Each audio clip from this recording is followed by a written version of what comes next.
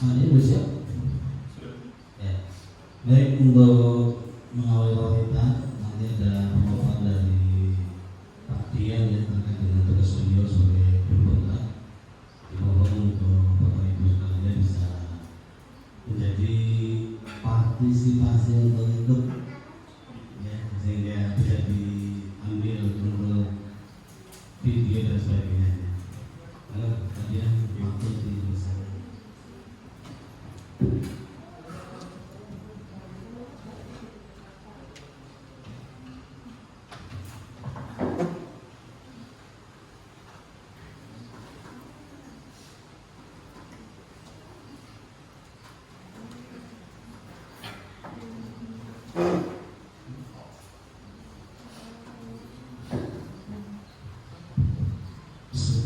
Assalamualaikum warahmatullahi wabarakatuh. Saya perkenalkan, saya Dr. di sini. Perkenalkan saya Dodi.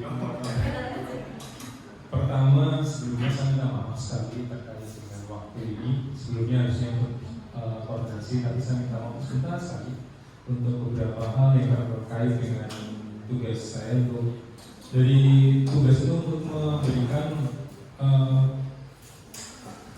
pemahaman dan artian dari pihak program itu memberikan kesempatan untuk calon guru penggerak untuk memberikan penularan ceritanya. Jadi kalau virus menginfeksi manusia, tapi menginfeksi pemikiran ceritanya gitu. Jadi seperti itu Bapak Ibu semuanya. Di sini nanti akan kami sampaikan, saya sampaikan terkait dengan apa yang kita pelajari selama program guru penggerak. Untuk informasi, guru penggerak itu adalah program dari Kementerian Pendidikan Nasional yang kebetulan saya ikut hasil dari seleksi saya di sekolah yang lalu, dan sebenarnya dari Kemenak sendiri dari awal saya tidak boleh continue atau tidak boleh lanjut, tapi karena suatu hal malah disuruh lanjut. Akhirnya termasuk agak melenceng sendiri. Jadi ketika ada surat edaran, nama sekolah kita nggak ada termasuk dalam surat edaran itu dari dinas provinsi. Karena kita belum menang. Seperti itu. Jadi di sini nanti akan saya sampaikan terkait menyebarkan pemahaman dan penerapan pengalaman budaya positif. Sebelumnya saya cek dulu terhamble. Sampun. Jadi di sini hari ini pertama tentang budaya positif. Apa itu budaya positif? Jadi konsep budaya positif itu nanti akan mencakup beberapa hal. Yang pertama perubahan paradigma positif, disiplin positif, nilai-nilai kebajikan, kebutuhan dasar manusia, motivasi perilaku manusia, posisi kontrol guru dan keyakinan kelas serta sekitar institusi. Dari seluruh ini semuanya, Bapak Ibu semuanya, mohon maaf. Dari sekolah kita insya Allah sudah melakukan tahapan-tahapan ini secara tidak langsung. Jadi sebelum kita ikut guru penggerak, kita juga kaget ternyata kita sudah melakukan ini sebelumnya di sekolah kita ini. Jadi kita juga jelaskan lagi versinya dinas pendidikan yang berkiblat pada filosofi Ki Hajar Dewantara. Jadi kiblatnya benar-benar Ki Hajar Dewantara. Maka kemarin setelah diskusi dengan Ustaz Salman, dari awal memang kita tidak mengagumkan Ki Hajar Dewantara, cuma kita ambil sari positifnya saja. Dan yang pertama di kurikulum Merdeka yang diterapkan adalah pembelajaran berdiferensiasi. Diferensiasi itu berarti memperhatikan kemampuan dan kebutuhan siswa. Secara langsung saya sudah melakukan pembelajaran diferensiasi. Seperti pengalaman saya waktu saya tahun pertama mengajar, ketemu sama siswa bernama Brian sama Lintang. Bapak Ibu besok Lintang seperti itu, Mas Brian seperti ini juga. Sudah ketemu langsung dan kita sudah melakukan pembelajaran yang menyesuaikan kebutuhan mereka. Kita bersama guru mereka dan pelajaran kita menyesuaikan dengan posisi mereka. Ini yang jadi garis bawah kita, apa yang kita laksanakan. Jadi ini sudah jadi patokan di kurikulum mereka. Itu adalah pembelajaran diferensiasi. Yang berikutnya adalah miskonsepsi tentang teori kontrol. Jadi teori-teori kontrol seperti yang telah kita laksanakan untuk kita menjadi korban. Yang pertama adalah ilusi guru mengontrol murid. Jadi kita kalau semuanya murid, harapannya di murid yang baik. Ada ilusi bahwa semua penguatan positif efektif dan bermanfaat. Contoh adalah memberikan hadiah kepada siswa ketika dia mencapai tahapan tertentu. Itu ternyata dalam peninjauan kurikulum Merdeka itu ada hal yang tidak di sini. Yang ketiga itu adalah ilusi bahwa kritik dan buah rasa bersalah itu mampu menguatkan karakter. Contoh hal yang seperti ini biasanya dilakukan oleh guru ketika kita melihat seorang murid yang melakukan kesalahan dan kita mengungkapkan rasa kecewa kita ketika murid tadi salah. Saya kecewa sama kamu kalau kamu baik ini. Sehingga sebenarnya buat siswa bersalah itu kan punya efek negatif juga. Nanti kita bahas juga. Terus yang terakhir adalah ilusi bahwa orang dewasa berhak memaksa. Ini mungkin kita jadi korban karena sebagai orang muda dulu, sebagai orang muda dan mungkin sebagai orang tua zaman dulu, kita dipaksa untuk mengikuti nasihat orang tua. Sebenarnya baik, tapi tidak semua nasihat itu sesuai dengan kondisi sekarang. Mungkin diri atau saya salah. Ini kayaknya segitu. Jadi karena menurut pembelajaran ini itu pembelajaran itu terus dinamis, bisa berubah kapanpun dan mengikuti kebutuhan zaman. Kalau kita tidak mengikuti kebutuhan zaman tadi bisa ketinggalan dan tidak bisa efektif. Berikut adalah contoh paradigma stimulus respon. Harapannya kebutuhan kita sama, tapi nyatanya berbeda. Orang lihat sama, tapi nyatanya gambarannya setiap insan itu berbeda. Kita bisa mengubah orang agar berpandangan sama dengan kita. Realitanya, kita malah memaksa pandangan orang lain untuk serta sama dengan pandangan kita.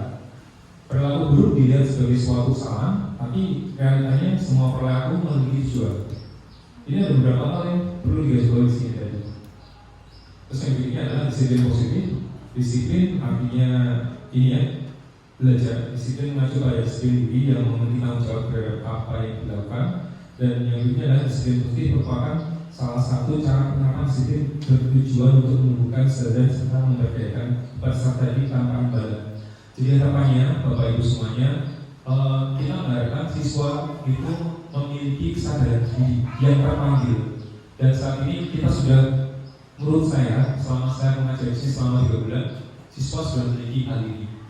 Walaupun di kelas 10 masih ada penyesuaian, tapi pada dasarnya kelas 11 dan kelas 12, menurut saya kelas 12 sudah memiliki pola dan memberikan contoh bagi kelas 11. Dan kelas 11 diberikan dari kelas 10, dan sekarang kelas 10 sudah menyesuaikan untuk kelas yang atasnya.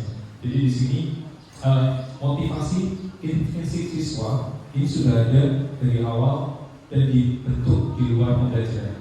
Jadi ini membuat suatu hal yang positif buat kita para guru untuk mengajar. Seperti itu.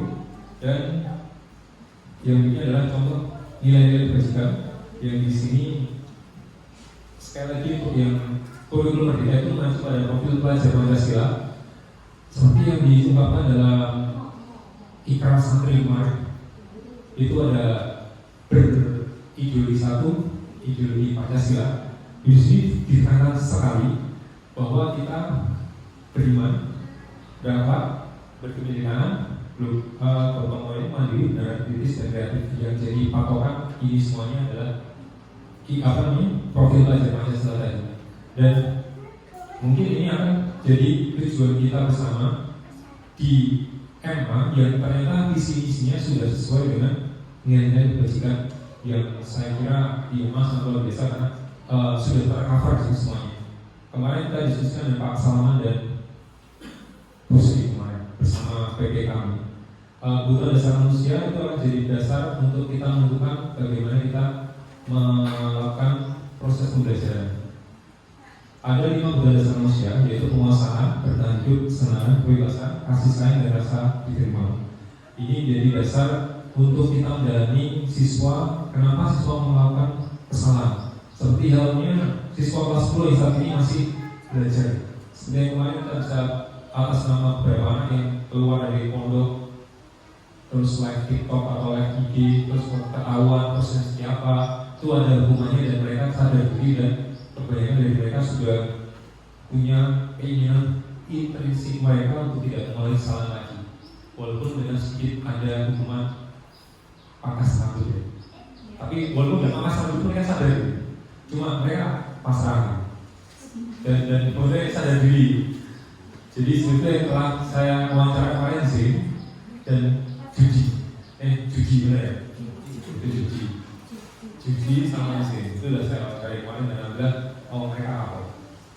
Jadi lucu mereka. Jadi untuk memotivasi perilaku manusia di sini untuk menghindari ketidaknyamanan lingkungan, ini saya kira Bapak Ibu perso semuanya terkait motivasi siswa untuk melakukan hal itu mesti ada paksaan ya. Menghindari hukuman dan untuk mengharapkan ibadah, tapi jarang sekali di sini untuk menjadi orang yang mereka inginkan dan mengerti diri sendiri dengan nilai-nilai yang mereka percaya. Boleh lupa. Ya, ini konsep disiplin yang dengan identitas yang tidak sesuai. Hukuman itu biasanya sebelum menyakitkan, tidak nyaman, membuat murid takut, memaksa murid menyembunyikan salah, murid menjadi rendah diri. Penghargaan itu kebalikan, tidak efektif, merusak hubungan. Yang tidak mendapat penghargaan biasanya merasa iri, biasanya selalu tersembunyi, mematikan kreativitas, menghukum dengan sistem ranking. Tapi ini masih belum bisa ya Bu, karena kita SBMPTN aja pakai ranking kan. Nah itu masuk yang sangat kontradiksi di belajar pendidikan kita. Kenapa segala sebagai dirinya? Terus yang berikutnya adalah konsekuensi dan restitusi. Nah, di dalam pendidikan guru penggerak itu kita diajarkan untuk restitusi. Saya kira tanpa kita belajar restitusi ini, Bapak Ibu guru sudah mempraktekkan. Karena saya lihat karakter Bapak Ibu di situ setiap ada siswa buat salah, senantiasa menanyakan masalahnya apa dulu, latar belakangnya apa. Terus kamu merasa salahnya gimana? Seperti itu ya. Itu masuk dalam restitusi pendidikan. Jadi Bapak Ibu sudah mempraktekkan. Tapi teorinya terwujud di sini itu. Kita harus dilakukan di sini. Tapi ternyata sampul gitu ya. Ini ternyata saya juga belajar juga dari kejiwaan anak dan otomatis dari guru BK di sekolah kita yang luar biasa menjadi siswa-siswanya dari seluruh beluk materi pelajaran dan juga materi di luar sekolah terkait permasalahan siswa baik internal maupun eksternal siswa yang sangat kompleks yaitu baik yang saya lihat di ruang guru misalnya gitu. Jadi obrolan di ruang guru itu sangat menarik karena dari siswa A punya masalah ini gimana ya Pak? Terus Bu ini dapat curhatan seperti ini, Bu ini berkomentar, jadi sangat luar biasa kompleks. Begini pendekatan fungsi intinya untuk menciptakan kondisi bagi murid. Jadi intinya siswa itu bersalah, tapi kita tidak membuat salah tadi sebagai penghakiman. Kowe salah, kowe salah, kowe apa jadi gawe kecewa, buat saya kecewa, itu termasuk penghakiman yang tidak baik buat perkembangan siswa. Di sini tuh ternyata dalam restitusi itu setiap salah itu diperbaiki dari siswa tadi, siswa menganalisis salahnya apa, baru mereka terpanggil dengan cara dipancing dulu untuk membuat semacam perjanjian diri mereka untuk tidak mengulang lagi dan salahnya apa, solusinya apa sih. Jadi Bapak Ibu guru semuanya, insya Allah sudah mempraktekkan ini, tapi sedang direstitusikan di sini, dipersepkan atau sebenarnya dipersepkan di pendidikan ternyata dan juga dilaksanakan. Cuma ini berkonsep, urutannya aja. Aduh, masih panjang. Ini bedanya ya Bu, jadi hukuman, konsekuensi, dan restitusi. Jadi yang cenderung kita lakukan selama ini adalah restitusi. Kalau hukuman itu sebagai selingan saja nih, karena jarang sekali gitu. Kalau putri, sementara hukuman masih sepele ya. Bukan sepele sih tapi sempurna. Kerudung yang berbelah gitu. Ya, kalau salah merah sama hijau, saya tanya anak, kenapa kok salah Bu? Emang stoknya habis kalau pertama kali dulu saya tanya gitu, ini saya terlalu polos atau gimana? Oh stok sebabnya habis. Saya saja.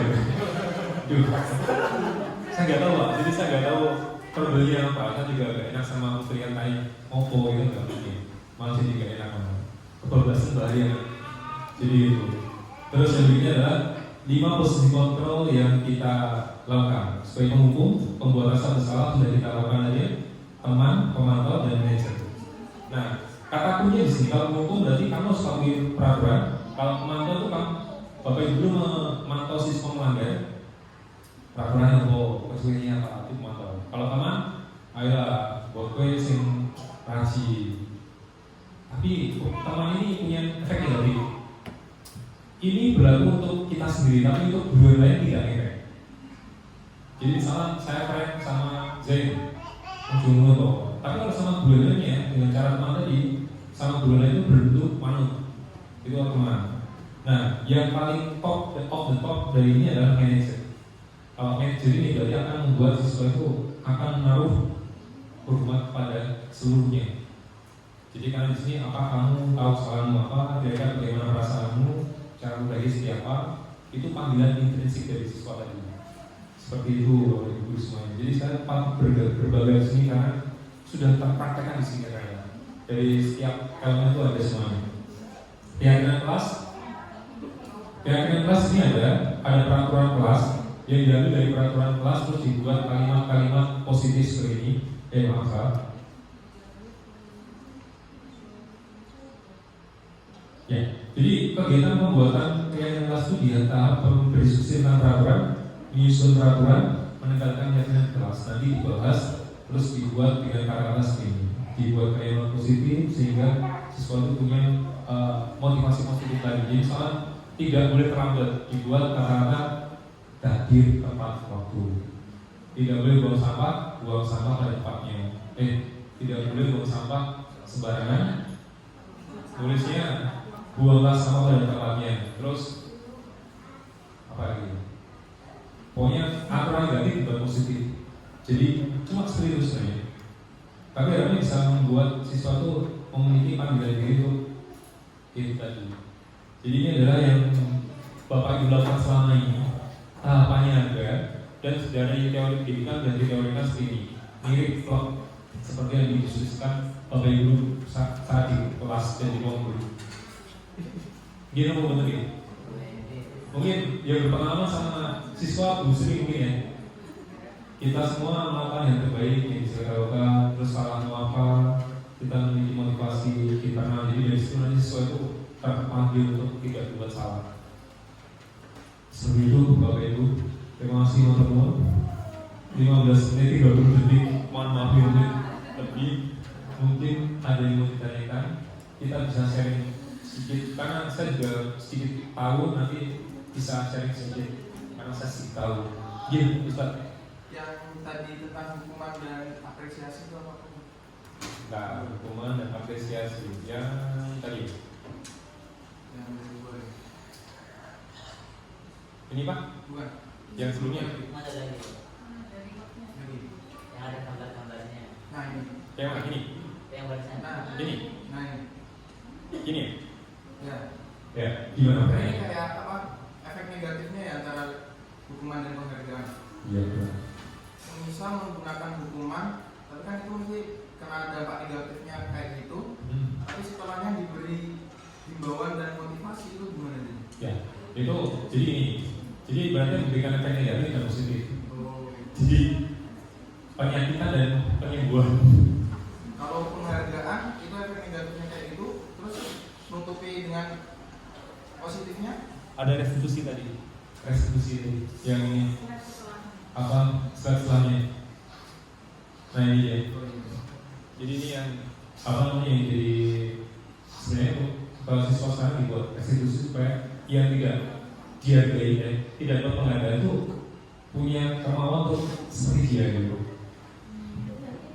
Kalau di salah satu dihargai lalu kita semoga karena yang nggak dapat ibaratnya kalau kita baru 17-an pernah di kampung kan, kalau di kampung 17-an dapat jalur 1, 2, 3 yang nggak dapat sama sekali karena kecewa, aku nggak dapat. Kalau di kampung saya yang nggak dapat suruh maju kasih semuanya.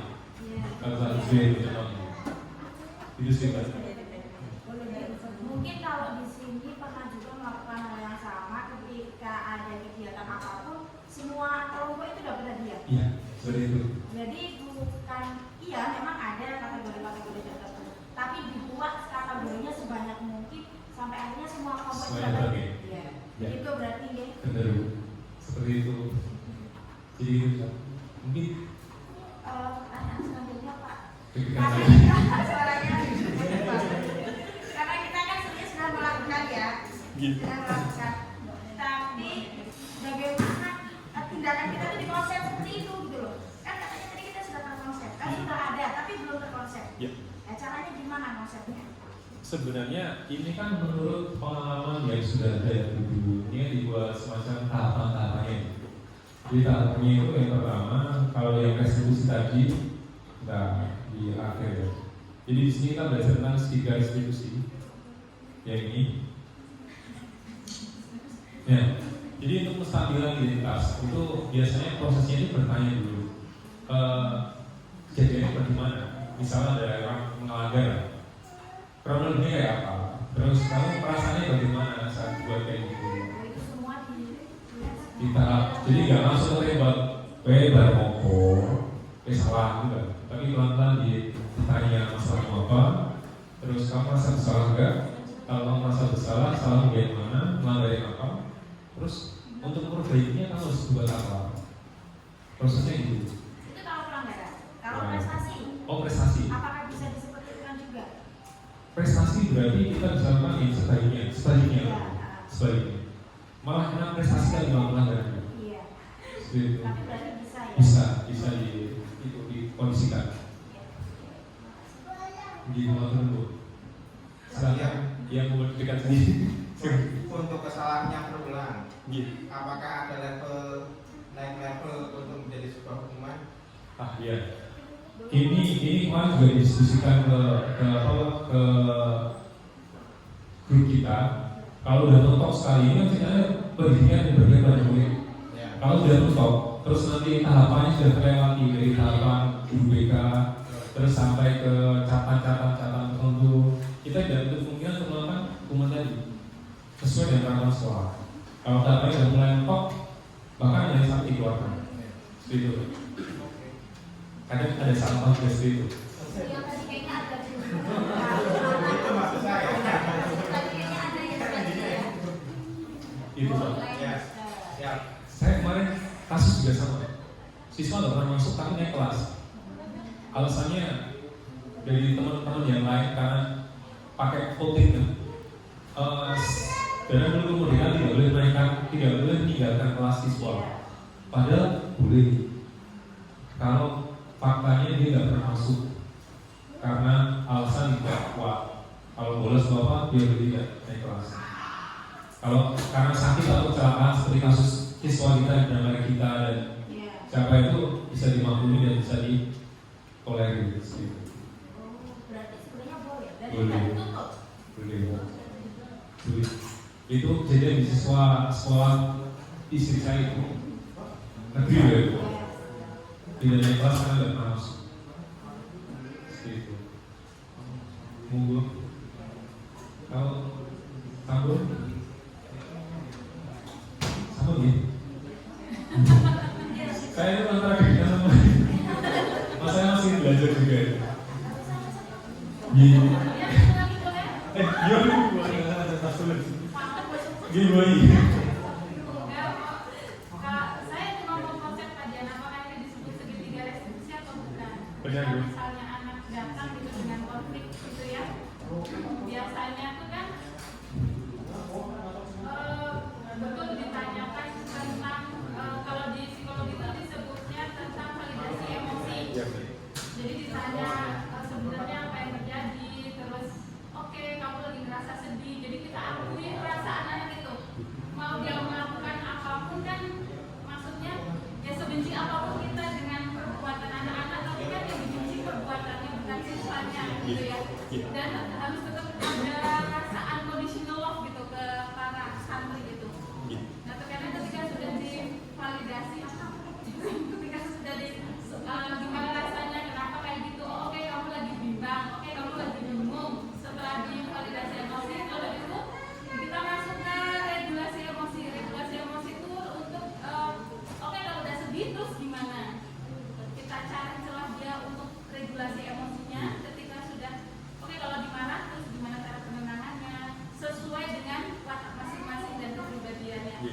Setelah itu terus nanti baru masuk ke habis psikologi itu namanya aduh aku lupa. Jadi pokoknya di psikologi itu pengelolaan emosi. ya udah oke, kalau udah nangis udah marah terus harus gimana, setelah itu baru mengelola rasa marahnya itu biar sampai ke titik tenang. Nah setelah itu baru masuk ke grow up itu menaikkan level penyeimbangan yang tadinya marah keseimbangan, lalu dinaikkan lagi motivasinya. Itu apakah masuk ke segitiga restitusi? Itu masuk, tapi dengan tahapannya lebih kompleks. Oh gitu. Lebih gimana, ini tahapan kasar 3 langkah, tapi itu tahapannya dari 3 langkah tadi. Di antara Dalam psikologi. di antara langkah ini ada langkah yang tidak lagi. Jadi dia lebih pro itu. Proses lebih halus gerakannya. Misalnya kita buat kayak bangun tuh yang sudah halus, tahapannya halus. Kalau ini tangannya basicnya global, jadi tahapannya kasar. Nanti saya minta tolong diajari membuat tahapan itu menjadi sebuah konsep bisa untuk diakreditasikan. Oh iya, tak salah. Nanti Nanti statusnya belajar semacam. Saya juga masih agak rancu tapi berusaha tidak bingung di sini. Kalau saya tanya bingung nanti yang mendengarkan apa lagi.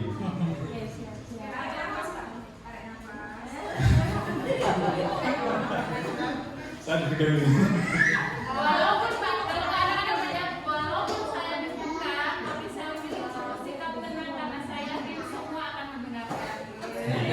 makin begitu bapak semakin. Gitu. Aduh, gitu. Stage is yours. Serius, thank you. semangatnya luar biasa.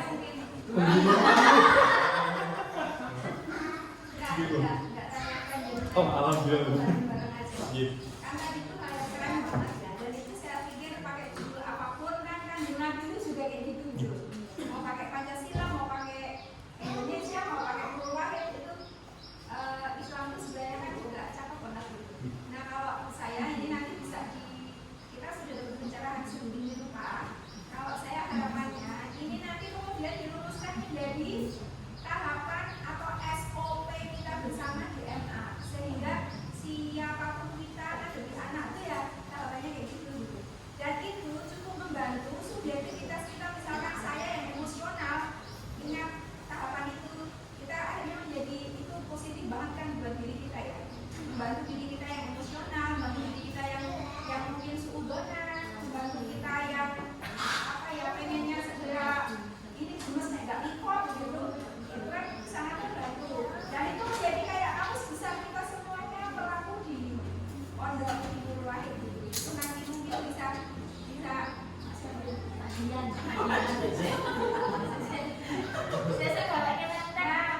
Pak dia mungkin nanti bisa membantu merumuskan tahapan-tahapan itu yang lebih aplikatif mungkin ya, yang menjadi kamus besar kita semuanya. Seandainya lembaga setuju banget. Setuju Pak ya, karena kadang sudah tahu konsepnya, tapi lebih ke pengendalian masing-masing kita tahu buku itu yang kadang salahnya di situ. Ini saya jelaskan dulu. Jadi untuk tahapan ini tetap berjalan, tapi di sini tugas kita bersama itu adalah menghadirkan learning community. Apa ya, Ustaz? Learning community itu apa? Nah, seperti itu yang kita kerjakan. Jadi dari ini kan kebutuhan kita bersama, dan kita bisa bangun ini konsepnya bersama, terus kita rumuskan bersama, jadilah suatu SOP yang kita taati bersama dan sepakati bersama. Jadi ini tujuan utamanya adalah memberikan komunitas belajar di sekolah kita supaya lebih produktif kumpulannya. Mungkin seperti itu sih. Ya, itu adalah fisika ini. Memang kadang ada Pak Bian. Sebenarnya mungkin saya secara personal belum pernah mendapatkan pangkat SIK misalnya ya. Tapi karena sering dibahas, saya kadang terprovokasi. Sehingga ketika pertama kali dia punya masalah dengan saya, nah karena sering terprovokasi menjadikan feedbacknya itu tidak sesuai dengan pattern yang sudah dibikin itu. Itu subjektif sih ya, Pak. Ya, betul. Subjektif. Karena Terima kasih sudah validasi masa. Nah, saya berterima ini menyambung dengan Bu Umi maksud saya. Oh, gitu. Paham gitu. Paham sekali ketika sekarang ini paham gitu. Ini yang buat saya dan itu contoh.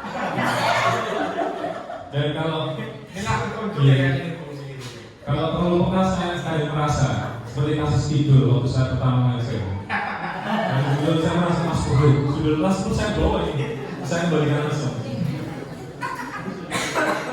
Saya jadi apa? Yang merasa bersalah dan merasa berdosa itu. Itu kan restitusi itu saya. Iya. Jujur karena waktu itu masih pertama kali ngajar di saya kan, memandang Ustadz Fuad tuh, masya Allah. Jadi kesan pertama bagi saya dalam ya tadi ya. Enggak, mungkin masih sama sih yang dulu. Ini cara aman saya menjawab.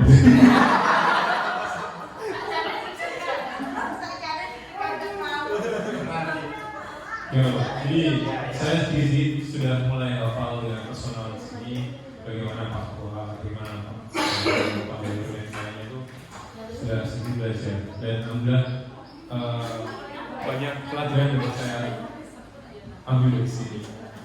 Itu Bapak Ibu semuanya. Saya sudah terlalu lama tarik nafas di sini. Mungkin bisa diakhiri Bapak Ibu semua.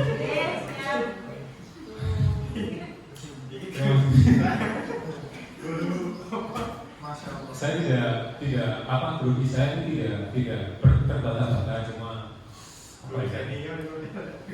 Saya masih sangat junior dan tadi saya merekam banyak sekali peristiwa dari tanya jawab, Bapak Ibu merespon beberapa praktikum fisika dari yang kita terekam di sini. Ya, tadi bisa saya upload di YouTube lagi. Juga saya dapat itu. Terima kasih Bapak Ibu Guru semuanya atas perhatiannya dan antusiasmenya. Semoga dengan ini bisa jadi masukan buat kita semuanya dan bisa jadi kemajuan MH, Nurul Wahid, Purworejo dan mengembangkan learning community di sekolah kita atau komunitas belajar di sekolah kita. Seperti itu Bapak Ibu Guru semuanya. Terima kasih atas perhatiannya. Assalamualaikum warahmatullahi wabarakatuh.